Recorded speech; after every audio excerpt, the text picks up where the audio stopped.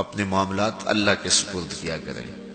لیکن ان سب کے باوجود اگر مشکلات آ جاتی ہیں تو کوئی بات نہیں، مشکلیں آزمائشیں یہ اللہ کی طرف سے نبیوں کو آئی ہیں۔ حضرت امام رازی نے لکھا ہے کہ مکے سے لے کر طائف تک 70 ایسے نبیوں کی قبریں ہیں جن کی وفات صرف بھوک کی وجہ سے ہوئی۔ تو ہم ایک دن کا فاقہ آ جائے، تھوڑا سا کاروبار نرم ہو جائے تو بابوں کے پاس بھاگ کے اللہ کے ساتھ شریک ٹھہرنے لگ جاتے ہیں۔ کیوں؟ کس وجہ سے؟ آزمائش سہیں، برداشت کریں۔ تو اوپر نیچے یہ دن بدلتے رہتے ہیں، دن پھرتے رہتے ہیں، ہر وقت جو ہے کہ جادو ہو گیا، ٹونا ہو گیا، سایہ ہو گیا، بندش ہو گئی، ہر وقت اسی چکر سے ہم نکلتے نہیں ہیں۔ اللہ پر توکل رکھیں، وہ رزق دیتا ہے، وہ رزق تنگ بھی کرتا ہے، وہ رزق کشادہ بھی کرتا ہے، بندوں کو آزماتا بھی ہے، بندوں کو ڈھیل بھی دیتا ہے۔ اس کی ڈھیل سے بھی ڈریں اور اس کی آزمائش میں بھی پورا اترنے کی کوشش کریں اور اسی کے حضور دامن پھیلائیں۔ جب مشکلیں آ جائیں تو مصلح بچھا لیں، گھر کے بچوں کو بھی کہیں کہ یہ مشکل آ گئی ہے، لگتا ہے اللہ ناراض ہو گیا، چلو مصلح بچھاؤ۔ اگر بیٹیاں بھی نماز پڑھ رہی ہوں، نوافل ادا کر کے رب کے حضور دعا مانگ رہی ہوں، بیٹے بھی دعا مانگ رہے ہوں، چھوٹے چھوٹے بچے بھی دعا مانگ رہے ہوں، تو کیا اللہ خالی موڑ دے گا؟ تو زیادہ سے زیادہ نیک مجالس کے اندر شامل ہو جائیں۔ تو بالخصوص میں اپنے پیر بھائیوں کو پابند کرتا ہوں کہ آپ اپنے گھروں میں بھی پابند کریں، کسی بابے کے پاس نہ جائیں۔ یہ بڑے گندے لوگ ہیں، یہ سامنے اب چیزیں آ رہی ہیں، بڑے گندے اور غلیظ قسم کے لوگ ہیں، ان کی نظروں میں غلاظت بھری ہوئی ہے، اور جو ہے وہ لوگوں کے ہجوم سے کبھی متاثر نہ ہو کہ فلاں وہاں سے اتنے لوگ جا رہے ہیں۔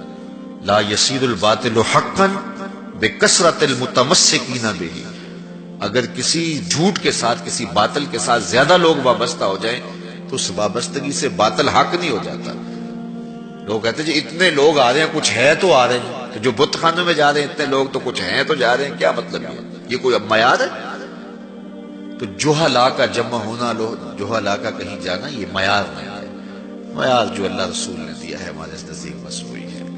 تو جب کوئی مصیبت بنے، مصلی بچھا کے دعا مانگو اللہ کی بارگاہ میں، نوافل پڑھو، صدقہ کرو، خیرات کرو، منت مان لو، روزوں کی منت مان لو، نمازوں کی منت مان لو، صدقہ کرنے کی منت مان لو، اور اللہ کے نیک بندوں سے جا کے دعا کرواؤ۔ غریبوں میں آپ رزق بانٹو، اس سے برکت ہوگی، اس سے پریشانیاں دور ہوں گی۔ رزق کم ہو گیا ہے تو غریبوں کو دو، لگتا ہے غریبوں کو دو گے تو اور کم ہوگا، نہیں، جب دو گے تو اللہ کے سچے وعدے آپ کو نصیب ہوں گے اور آپ کو برکت نصیب ہوگی، اس کے راہ میں دینے سے کم نہیں ہوتا ہے۔ اس لیے میں خاص طور پہ یہ باتیں اس لیے کر رہا ہوں کہ ان دنوں کے اندر بہت زیادہ جو ہے وہ اس طرح کے لوگ ہیں اور مختلف جو ہے وہ چینلز کے اوپر ان کو سامنے لایا جا رہا ہے۔ ان لوگوں سے اپنے دامن کو چھڑائیں اور صالحین کی صحبت کو اختیار کریں۔ صالحین کی صحبت سے آپ کو نور ملے گا، روشنی ملے گی۔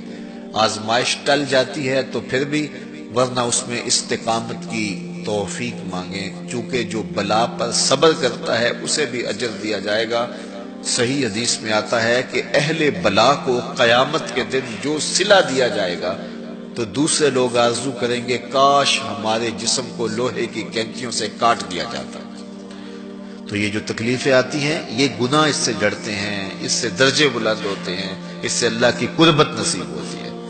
تو مصیبت آئی تو بابے کے پاس بھاگ گئے، جو فاسق اور فاجر اور مشرکانہ عقائد رکھتا ہے اس کے پاس بھاگ گئے، تو پھر ایک مصیبت بھی صحیح اور ایک اپنا ایمان بھی اجاڑا۔